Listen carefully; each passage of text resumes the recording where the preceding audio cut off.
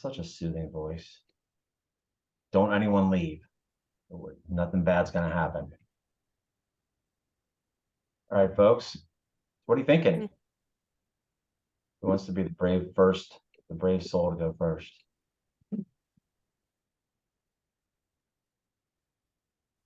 People are a little shy, and we have other ProKanban trainers here. As you just saw, Roger came in. Oh, yeah, we've got a few on there. Hello. Hi, Roger, miss you. Oh, where would we start if we wanted to learn Kanban? My current recommendation, ever since it emerged, would kind of be the Kanban guide we post over at both prokanban.org and I think kanbanguides.com, if I'm not mistaken. Yeah. There's also the Kanban Pocket Guide by Vakanti, Colleen, and Pratik. That would probably also be kind of a good starting point. And we have the on YouTube. I believe Patrick records some videos explaining the Kanban guide, and it's all a break by every topic on YouTube, so you can see it there and also see some drunk agiles. The first videos, they're a more complex explanation, but it's also a way to start and understand a little better the Kanban. Yeah. Don't try to learn too much, though. Yeah. The best way to learn is by doing and only adding complexity where necessary. So before you find yourself into a black hole of flow metrics and classes of service and extended visualization techniques and different tools, I would say go with the basics first, and kind of learn more as you encounter issues. Agreed. Keep it simple to start off. This is one of the things that you can build upon pretty easily. And once you get a good, solid, simple base, it's pretty easy to build upon that. You'll see I put the Kanban guide and the Kanban Pocket Guide links in the chat, so you can pick those up and go out there and start reading those. Those are as good a place to start as any, I would say. And you can join the community, and we are there, so people put their questions, and many people share their thoughts and their path to learn Kanban. So it's also being part of the community. It's a good start. See some other tips and tricks to get started. I would say first thing would be kind of to take the time to really just follow the kind of that first principle of visualizing and defining your workflow. I think and doing that really from the perspective of the work and not trying to have assigned columns for people or those sorts of practices, but really following the work as it moves through your team will probably be the best place to start, because it's going to teach you kind of a lot about where potential bottlenecks are and where you might want to start managing things. Absolutely agree. It will totally shine a light on your workflow and where the inefficiencies are. I would also recommend don't get caught up in the hype, so to speak. Everyone's heard Kanban. If we've got a board, we're working Kanban. If we're, it just take it simple, take it slow, and stick to the basics, because people are like, well, can't we do classes of service? What about expedited? What about this? Just take a breath, get everybody on your team to just take a breath, come bring it in. We're going to start the basics, start slow, and we'll scale, and we'll grow from there. So that's a big one for us. Mike? Almost, yeah. I think we've got 2 questions from chat, and then Mike, if I'm not mistaken. When would we suggest that Kanban is a better fit for a team or project? I think one of the core things to understand about Kanban is what it is and what it isn't. It is a great strategy for managing flow, but that's all it is, and that's a good thing. right? It doesn't concern itself with measuring value. It doesn't concern itself with prioritization. It doesn't concern itself with accountabilities or all those sorts of things. It's a strategy for managing the flow of work. If that's something you're interested in getting more efficient and predictable in what you're doing and a little bit more effective in doing those things, that's great. But do recognize that there are gaps when it comes to product management, when it comes to coaching, when it comes to managing anything beyond kind of the workflow. One of the things I see many times is that there's a misconception that you should apply many rules or many practices with Kanban. And okay, if you are using Kanban, you should not use any other practice. And it's not the thing that we want. Kanban can work on whatever we want to use. Even in personal life, we have a lot of Kanban for everyone, and we see how Kanban could be applied with Safe, in your personal life, with Scrum, if with any other method or process that you are currently using. So you can use Kanban whatever it fits in your project or your team. The main thing that you need to have in mind is what I want to do, what I need to manage, what I need to visualize, and how it can help me to deliver and to be more efficient, more predictable, and more my system and my workflow. So I believe it's that. I would agree. I mean, to kind of build on that just a little bit, it doesn't have to be one or the other. It doesn't have to be a binary choice. You can have a Scrum team, and when you layer in Kanban into that Scrum team, you're just going to improve the performance. You're going to improve how effective they are and efficient they are, and you're going to completely improve their predictability, which everyone wants. They want to be predictable. When will it be done? It's one of the things you hear all the time, no matter what kind of team you're working with. So don't get into the trap of thinking it has to be one or the other. It can be both, Kanban and. And then we have Martin's question, I think, and then Mike. Yep. Yep. What approaches do we use for right sizing? I tend to just use the thumbs up, thumbs down approach, right? Once we've established our service level expectation, right? Either by declaring one up front, say we want to finish everything in 6 days or less, 70% of the time or 85% of the time, or we derive one from our historical flow metrics. Whenever a new piece of work comes in, I tend to just sit down with the team and very quickly just ask, like, okay, here's this new thing. Do we think we can deliver that within our SLE? Yes or no? And then we do a quick Roman vote on it. If there's a thumbs down, then we figure out where the thumbs down comes from and split it up if necessary. And else we just pull and we start working.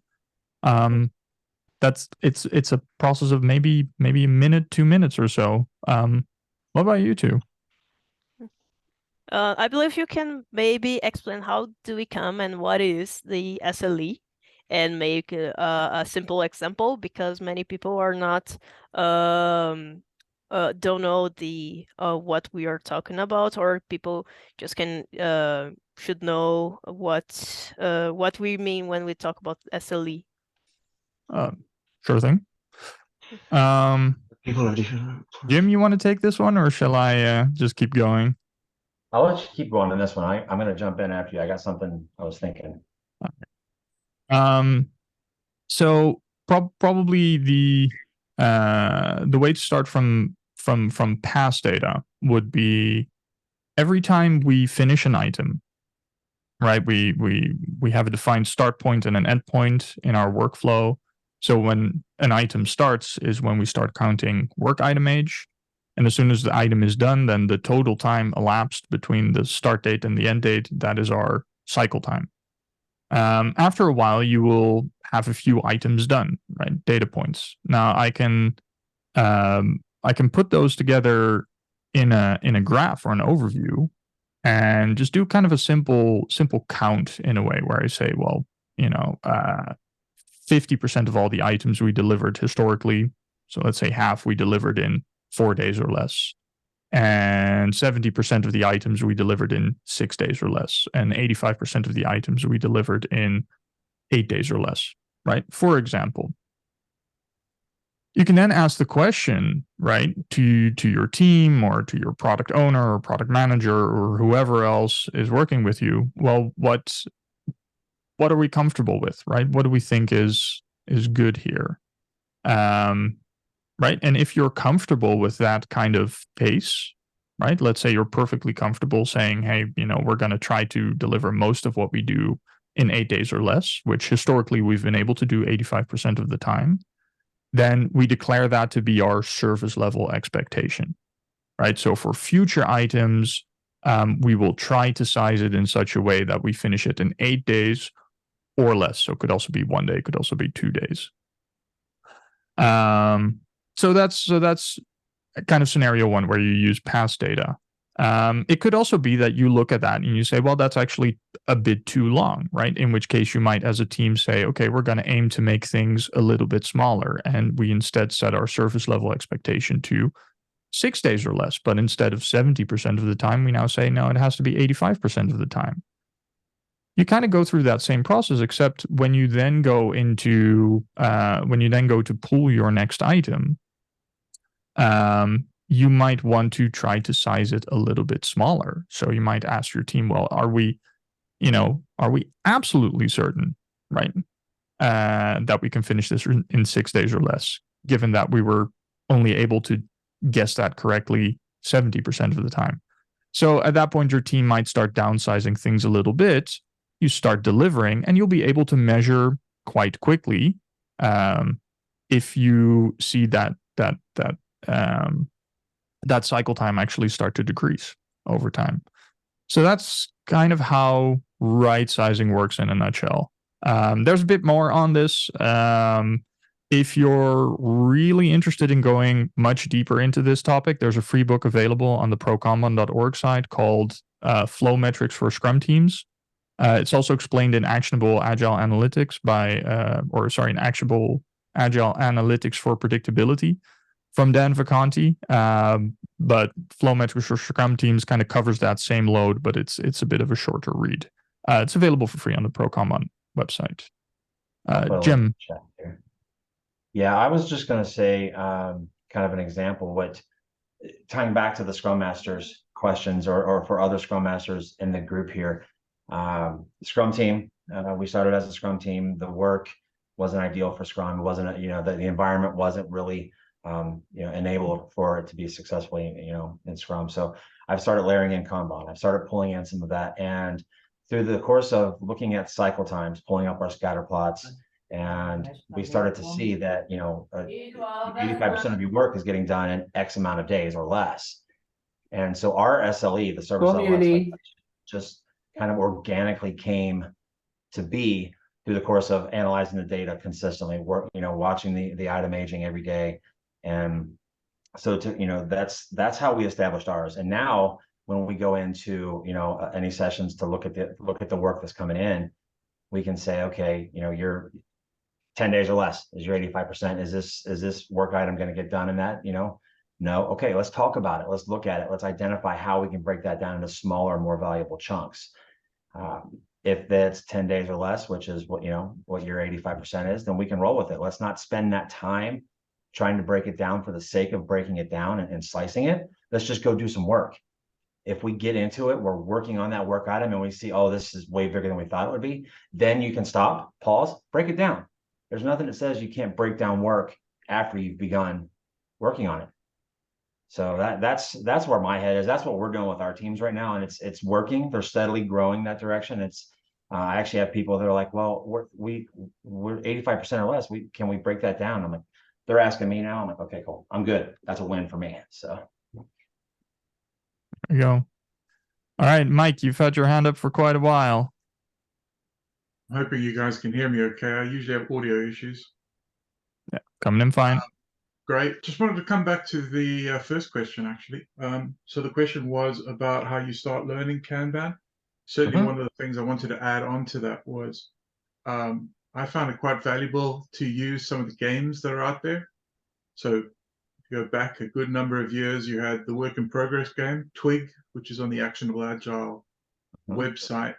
And I find that a lot of those things allow you to have some fun while learning, and it's a good way of remembering what you learn. It's a good way of including other people. And I know that there's other card games that are quite similar, but I'm curious to know if you guys have seen anything more recently that might be a good way to gamify the experience. Ooh, that is an interesting question. Yeah, I have not. I will say that I love Twig. I think it has a lot of value in it because, like you said, it helps you remember things, but it actually visualizes it right there in front of you, so it really sticks in your head, and it gives you the opportunity to test out different scenarios. Well, what if my whip limits are X? Okay, well, what if our rules, our policies are this for this team and how they work? Well, now go in and without even getting into the team and disrupting their flow and making them think differently for even a minute, you can go and test out, well, I want to try different rules. We have to, do a board level whip limit versus, a state level whip limit. And you can test all that out and get the data to see and support your experiments you want to run with the team. So yes, it's gamifying it, but it's also giving you data and solid concrete stuff you can run with when you go to your team and say, hey, let's try this instead. I haven't seen anything that really beats Twig just yet. Also, just in terms of it's so simple and you can play through it in half an hour, maybe the first time, and then you can do it in 10 minutes with the team. It's good to pick up. I've also played Kanban when I still had an employer willing to blow $400 on a game. I don't know if it was a ludicrous amount. They're very expensive. Which can be fun, absolutely, to play with a team, to look at the actual dice rolls that happen and see that it doesn't matter. I know there's also a Kanban board game, if I'm not mistaken, set in a car factory. I haven't played that one myself yet, but it might be worth having a look at.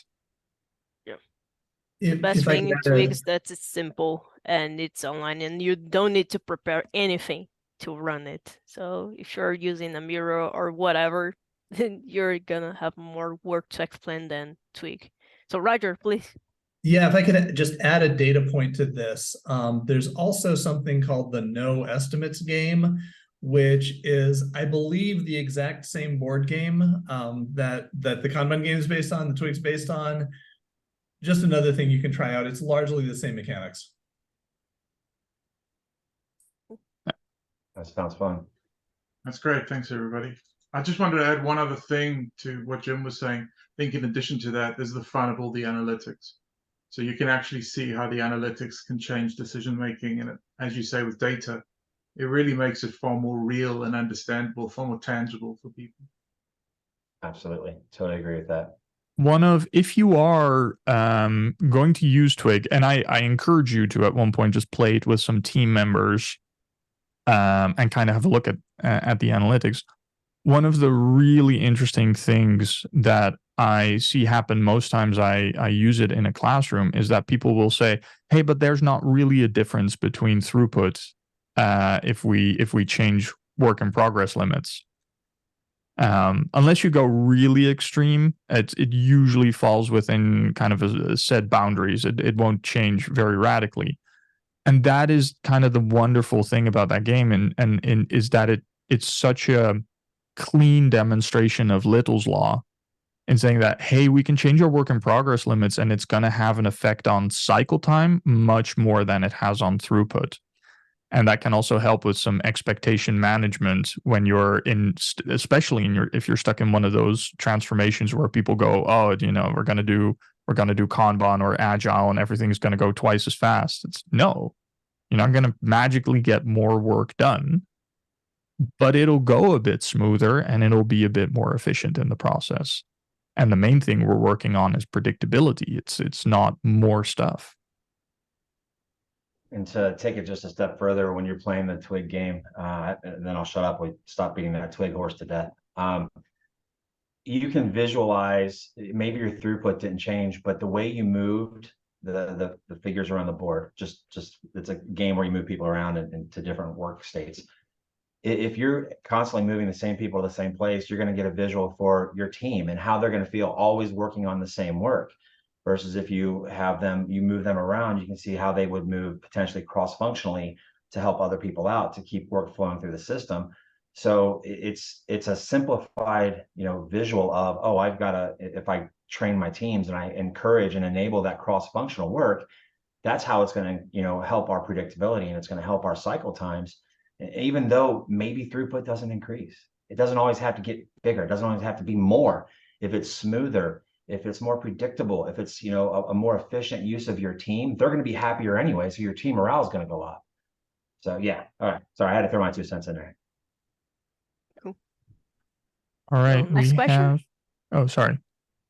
So Osni asked, in Kanban, how to best represent the transaction or transition from a done work item to the effective move in production. In my enterprise, we are facing difficulties to demonstrate that something done is different from production. That can be a lot of context there, and a lot of transactions and hands-on. Like maybe your team or the piece that you're working with is not able to deliver end-to-end the product or the piece of work that you were working with. So many times people forget to understand and map the ending and finish points on the workflow. So even you're working with your own team and you have a bigger flow from work to the start to the finish, where your team on it. So okay, my team is the testing team because whatever the topology or the organization divide their teams, and we are responsible for this piece. But you can show it to other people, like, okay, we have a lot of bottlenecks here, and we are not delivering value to customer if we are working this way. So a point that you need to work with this is that your start and finish, your team not only able to start to finish some piece of work and not it fully, and maybe your client, your customer is an internal one, not the final customer of the product. So yeah, I think this is kind of touching what we call upstream and downstream. So when you start out with Kanban, right, I would suggest you kind of start out with what is within your sphere of influence, which is usually the team that you're working with. And so you've got a defined start point, which is usually when the work enters the team, either when it's assigned to you or when it flows into you, or as a result of the sprint planning. And there's the end point of your process, which is when you say it's done, right? Which could be part of a bigger process. Now, if you find that, hey, actually, this is sending out kind of the wrong signals in the organization, or we see a lot of surprises, it makes sense to kind of expand that definition of workflow to what is happening upstream from your team. So how does an idea flow from ideation to approval to specification until it ultimately lands within your team? And then also downstream, right? It's done with you, but it might have to go through an approval process. You might need to get people enabled on new features, and then it goes into production. That's a little bit more overhead for you to track kind of where the work is and how it's behaving. But it does help you potentially avoid those conversations with stakeholders where you have to say, well, we said it's done, but actually it's stuck over here, right? Done with us doesn't mean in production. In production happens a few steps further on in the process. And you could also initiate the conversation of multiple start and finish points within the workflow. For us, our delivery teams get through to a point where we're like, okay, now it's ready for UAT. We still live in a UAT environment. It is what it is. once the stakeholders kind of look at it, check off on it, sign off, whatever they're doing, if it's something that needs to be released into production, we still have at a delivery team have to go back and then go and do a little bit more work to get it actually into production. So you have a potential starting point and ending point for when the delivery team does it, and then the start point at UAT, and then through into production. So I mean, it opens up a lot of opportunities to have those conversations, which for me is hugely important in anything. I mean, you have the communication. You can't over communicate things like this, especially when you're dealing with your workflow and flowing that value. So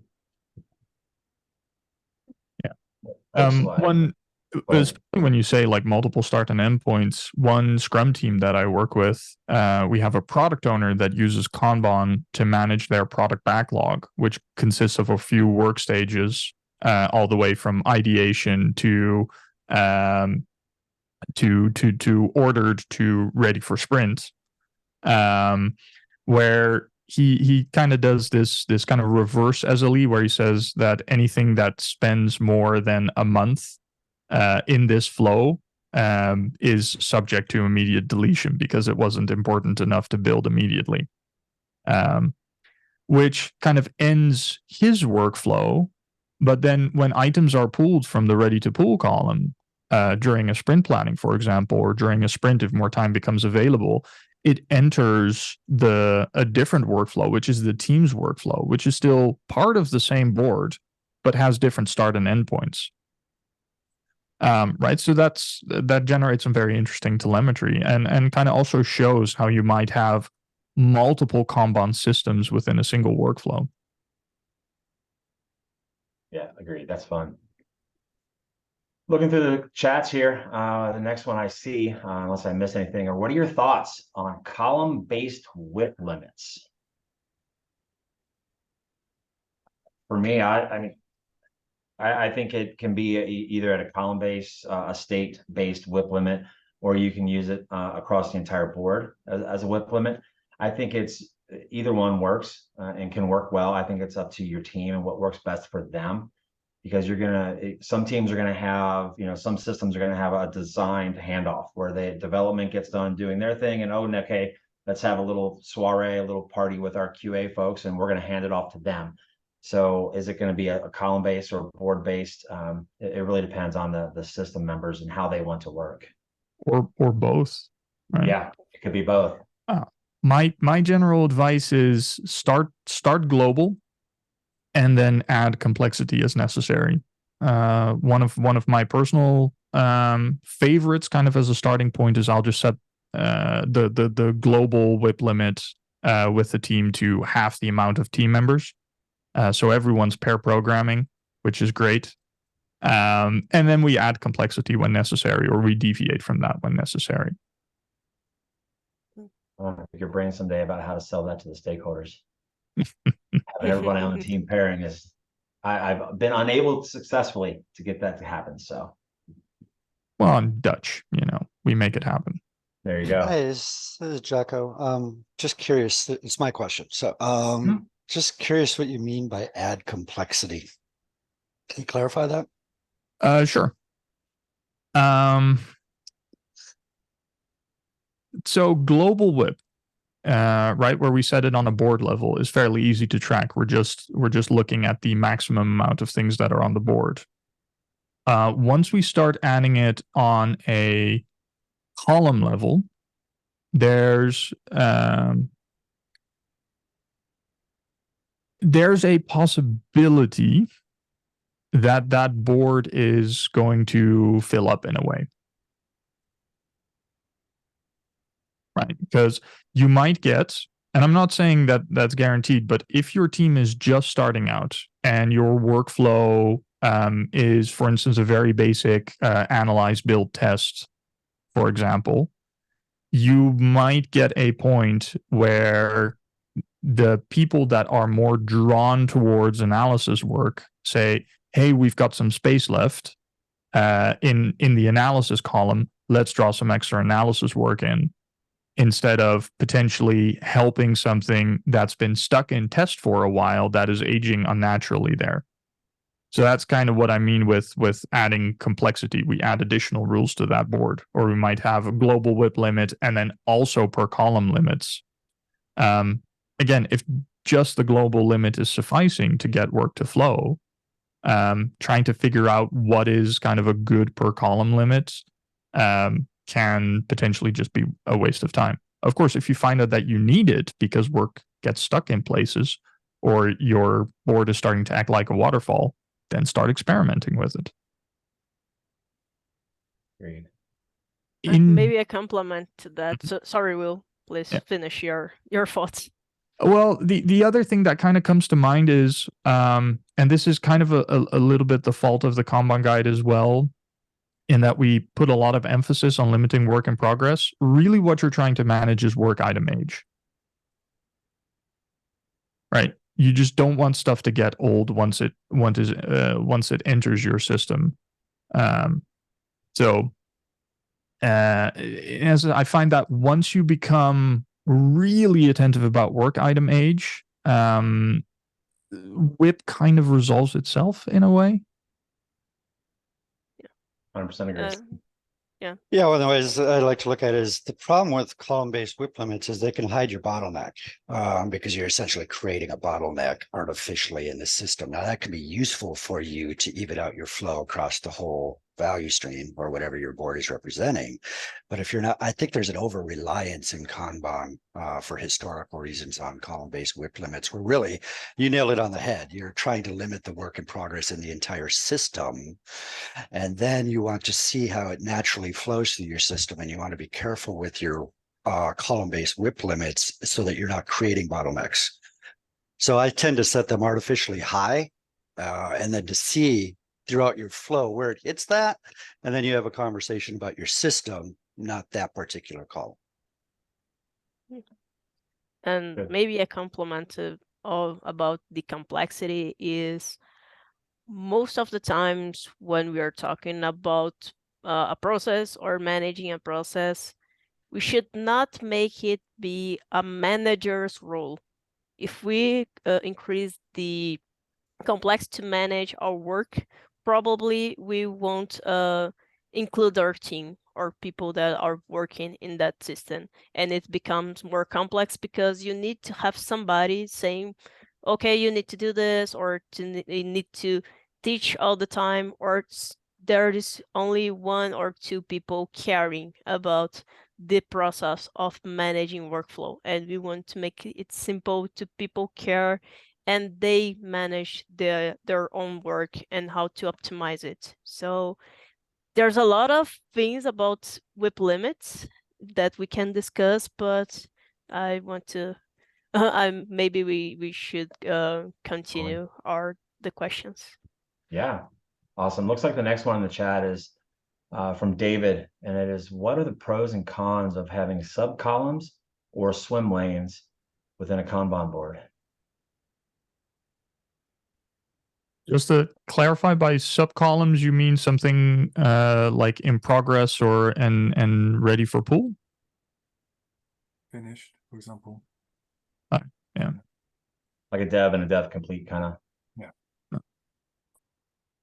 And when you talk about swim lanes, what is the example of a swim lane? Talk about horizontal swim lanes. The expedite lane, the priority lane, those sorts of things. Those sorts of things, yeah. Or even a per team member swim lane. I've seen those as well. That's a good one, actually. Yeah. Team member one. Yeah. Yeah, exactly those. I don't hate having sub columns because I think it gives you an opportunity to identify the weight and the waste in your system. You do, however, need to include that in if you're doing a column or a state WIP limit, that has to be included. If you have in development as your state, and you have an in development in progress and an in development complete, where it's ready to be pulled into the next state, both of those columns will take into account in your WIP limit for that in development column. You can't separate them out and say, well, in development in progress is 5, my WIP limit's 5, so I can move those over to complete and pull in 5 more. You can't do that, but I don't hate it. I think it helps you identify some of the waste and some of the bottlenecks potentially. There's some cool stuff you can do with subcolumns with finding potential bottlenecks. Right? If you see a lot of stuff that is done but not moving into the next column, from a metrics perspective, it allows you to start calculating something like flow efficiency. Right, which could be which absolutely could be interesting to look at, both from an inter-team perspective and also if you start doing that definition up and downstream to kind of see where things get stuck. So I'm a fan of them. Again, don't overdo it, as with anything. But yeah, it works well. What do you think, Ingrid? There's a lot of improvements needed to work with subcolumns in our main tools or the most known tools like Jira or Azure, because they don't enable us to do use the full power of subcolumns. Once I saw an example of board that there was in each state was a subcolumn of blockade items. And it makes a lot easier to that team in that context to manage it. So I like to use subcolumns. I use them for most of my teams, and most of the times teams believe that it's easier to manage their workflow than to create a lot of states and their tools, and they prefer to do it. So there's a lot. Some problems are the way the tools manage it. So, but it's a cool way to work with. And swim lanes, I will made a smile when we talk about it, and I know that you like a lot of this topic. I think so. Just to close off subcolumns, I think the one con that I can give you is it does cause a little bit of overhead, in that you are asking people to kind of move it from in development to done. If you work with a team that has a lot of fast moving items, you might get complaints. Right. It already takes a little bit of time to accurately administer a Kanban system so that it represents reality. But if you work with a team that has a throughput of up to a dozen items a day, then they might get a bit miffed of having to move something into dev done and then moving it into validation in progress immediately after. So if you see that you start to skip those columns very consistently, then I would say leave it, because then it's already flowing. Right. So I would say introduce them if you think there is a delay somewhere in the state transition. But if everything seems to just be flowing, then I wouldn't necessarily bother. I hate swim lanes. I was gonna say, what about swim lanes? Yeah. Will? Oh, I hate swim lanes. Agreed. I hate them. They ruin your predictability. So the per team member swim lane, for one, I think completely defeats the whole purpose of a team. Right? A team is a team because they work together. If you start creating a swim lane per team member to have individual work items assigned that flow through the system, so every team member can deliver end to end, in this case, you don't have a team. You have an administrative unit that reports into the same manager. They are very different things. The expedite lane, I've only seen work well very rarely. And usually, if your system's already flowing and you have an item coming in with high priority, I would say if you have good pull priorities defined in your workflow, that kind of covers that load already, right? You might say, hey, this thing is coming in with high prio. It'll be the first thing we pull when space becomes available. The prio lane is really just there to justify breaking work in progress limits, and it ruins your predictability. Also, it tends to result in a lot of things suddenly becoming high priority in my experience. Can I relate this to a real world example? If you've ever gone to a theme park, Disney World is one example, and you're waiting for a roller coaster. You get to, you've been there for a half an hour. You get to a point where it says from this point forward, it's 30 minutes to wait. And then you see these people over here that have bought the fast pass. Now all of a sudden they're going up front, and now you're waiting 30 minutes in that spot before you even move forward, because this expedited lane over here is moving ahead of you, and it has totally slowed down, bogged down the entire system, and ruined the predictability of that wait time in that line. So yeah, it's a bad thing all around. And it doesn't mean that we don't have emergency items. That it's something I saw many people saying, okay, if I don't have an expedite, so I don't have urgency. So you have urgency, but it depends on your policies. So, okay, my system is not working in production, clients don't buy something, or our banking system is off. So that's emergency. So press the head button, stops everyone, let's solve the problem. But it's a policy of how to manage urgent items, and not to, oh, okay, I want to do this first, so I will pull this in an expedite swing lane. So that's the main difference. It's not about having the expedite lane, but how do I manage really emergency things? It creates that conversation of, is this really an emergency, or is this just someone over here who makes a lot of money who's really cranky about something, and I want it now. It helps to eliminate those scenarios, or at least reduce them. Yeah. We're done with that. We got about 15-14 minutes left to go here, so let's keep moving through our list if we can. Are there any techniques to predict and prevent blockers in a Kanban system? I would like to understand better why this should be important to predict or prevent blockers. If you can say more about your question. Yeah, David. Yeah, I suppose from past experience, when there have been a lot of blocked items that, for whatever reason, I suppose, and that saying comes to mind, prevention is better than cure. So just curious to know if there are any, or if that's not an approach. Cool. So I think the focus on visualizing everything and the communication helps a little bit.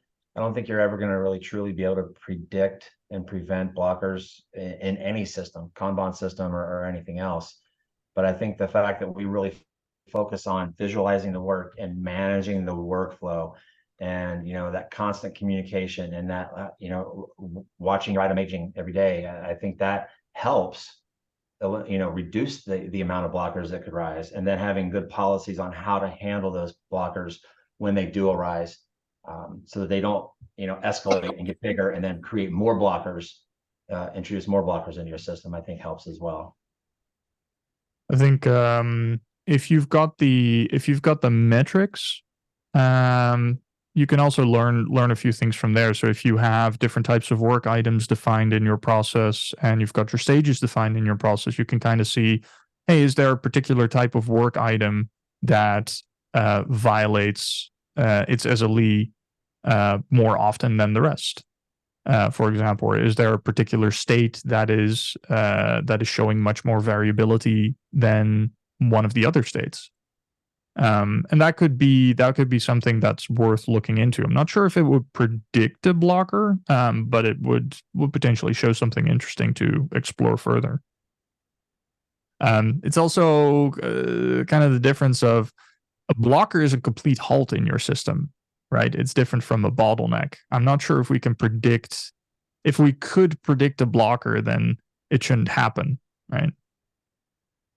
I believe we can have a warning, or learn about how many times this kind of problem happen and what we should do to manage or to eliminate it if it's possible, but not necessarily to kill or trying to predict, because it seems like to be a lot of storyteller more than a fortune teller, more than a managing activity. That's maybe an example of how we see this problem is when we have in Brazil we like a lot of football or soccer, whatever you want to call it, And there are some games in La Paz, and it has a more higher altitudes than other places than that the players usually plays with. And it's common because of the highly conscious of the problem, how many times it happened, that the players need to have received some oxygen during the game because their lungs don't work well in that altitude. So it could happen, and you have a way to manage it because you know that happened a lot. But they do not predict, okay, this player will faint in the game. They cannot predict it. So they can manage if this happen, but not say it's 100% sure that will happen. So that's an example about it. Mike? Yeah, I was just hoping to jump in. So one thing I would suggest is have a conversation with the team. Quite often I found that blockers happen actually relatively predictably. And if you have a retrospective with the team and see what's clustering, what the reason is for those to happen, often you can actually identify a systemic cause or a repeatable cause for these things. Something that happened with us quite a bit was people were bringing stuff into development when the requirements were not fully understood. And so when the testers were getting there, they were being blocked because they didn't understand the constraints against their testing. And so it wasn't really a good conversation during an analysis phase. So try and have a conversation, that might help. Thanks, Mike. I'm a big supporter of communication and you know, collaboration, talk. Every time my answers are always talk it out and figure it out. So I fully support that. We got one question next up in the chat is, if we get into it, it'll probably take us up to the end, about forecasting. How do you do this in Kanban? I've heard of using throughput for forecasting and not been able to understand how knowing the number of items can be used to do this. Can we explain a bit on how to use that metric correctly and how it could relate to the item size? We need Dan around. He loves his forecasting. He would spend the 30 minutes talking about it. Yeah, you would. Yeah. Maybe we can complement each other because there's a lot of things about this forecasting. But maybe the first thing and a step back is when we talk about predictability and forecasting, we need to understand that it's not 100% sure. And how long do you want to do this? Like, if you're trying to predict 1 year after or 1 year from now, you'll be more wrong, and you need to reduce your predictability each time that you have more information. So it's just a starting point, because many times I see, and I saw somewhere a question about metrics and things like that, but with more information, and if you're trying to predict and to induce and have a full dashboard of information, you are probably not having the best decision. You're not taking a good decision. So the first thing here is that you need to give a step back and understand that it's a continuous process. Forecasting is continuously. So please, Will and Jean, if you want to continue. I agree. Whenever I talk about forecasting, something that comes into my head is I'd rather be approximately right than precisely wrong. I don't remember where I heard it or who said it first, but I think that when you try to spend a ton of time and digging into getting things exactly right, you're spending time you could have been working on the work, getting the work done, moving the value through the system, versus using forecasting, which the high level, real short and quick and dirty is do a Monte Carlo simulation, use your throughput. You can use throughput or cycle time to find out when and how many items you can get done in a certain time frame, or when a feature can be done. But ultimately, don't get too wrapped around the axle trying to forecast it precisely. Don't try to get an exact date. Spend that time being more efficient, effective. would be I my think thought. I think to add to that is also understand what it is you are forecasting in Kanban.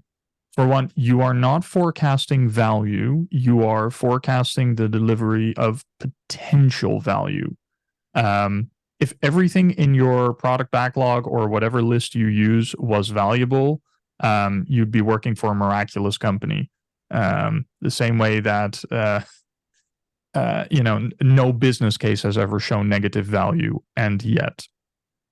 So that's one of them, right? It's delivering those things. You're not predicting value. You're predicting the delivery of stuff that might be valuable, but it doesn't absolve you of the responsibility to measure if you're actually delivering something valuable every time something gets done. The second thing, and this is the thing that a lot of people oversee, is when we do a Monte Carlo forecast, we are forecasting a amount of items that can be delivered within a given time span, or vice versa, how much potentially we could deliver in a given time span. But it doesn't forecast what those items are going to be. So let's say you have 100 items in your backlog and you're forecasting, when do I finish 100 items? And it gives you an output with a range of certainty. You will deliver within that range of certainty 100 items, but there's no guarantee it's going to be the 100 items that are in your product backlog at that moment. Right? So it's useful for starting that conversation, but don't oversell it. It's actually much more limited in what it shows and what it forecasts.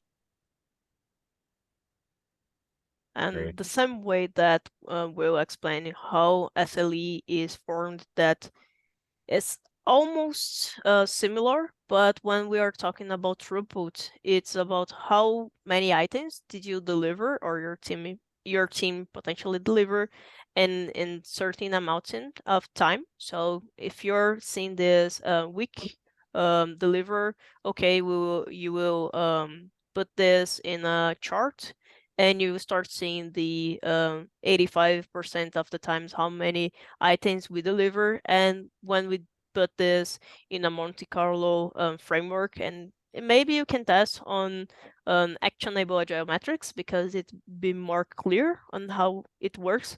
But it creates a whole algorithm that will repeat this scenario many and many times to do this forecasting for you.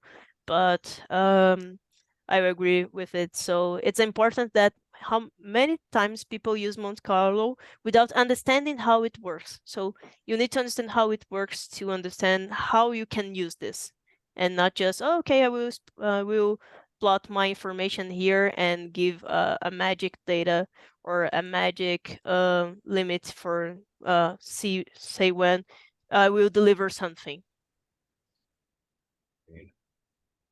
Got about 2 minutes left, folks, in our time together. See if we can knock a quick one out. Maybe it'll be quick. If an item gets blocked, do you leave it in the column it is in and see if it gets unblocked under X amount of days? And if not, just remove from the board and return to the backlog. Is that a good strategy? This is from Justin, and they do not use a blocked column. Well, it's already good they're not using a blocked column. True story. I would say leave them if you expect it to get blocked. If you don't, if you expect it to get unblocked. If you are going to move it back to the product backlog, I would say have a conversation with your customer about that. Because the moment it stays blocked for that long, is it still relevant? Right? So I'm much more of a fan of, if we don't see it get unblocked, then just delete it and see if at one point the item reemerges. Because if it's valuable, it'll reemerge on its own. But then again, if it's really, really valuable, unblock it. And you waste your time and money if it spends so many days block it and you just remove it. So why we are wasting money on something that doesn't have any value? Agreed. yeah, it's important to know, understand why it's blocked and the potential for it to become unblocked. And yeah, you guys said everything great. Folks, it is 11:59 here in the Eastern United States. We've come to the end of our time box. I appreciate all of you coming in, asking these questions. It was great conversation. I hope that you learned a little bit today. I hope you had a little bit of fun, conversing with each other, getting to know each other a little bit more. Please feel free to hit us up. You can find, I think every one of us, you can find on the prokanban.org website. You can search me up on LinkedIn if you want to, have any other conversations and go further. No, I think this was awesome for my first journey into one of these. I appreciate you all being here. Will, Ingrid, anything? Yeah, thanks for coming, everyone. Always a pleasure to do these. Always good to see these questions come in from the community. So yeah, keep them coming, and we'll keep organizing these. Thank you, guys, and you connect with us in LinkedIn and Slack community, and send your more questions there. Absolutely. Thanks, folks. Bye, everybody. Thanks very much. Take care.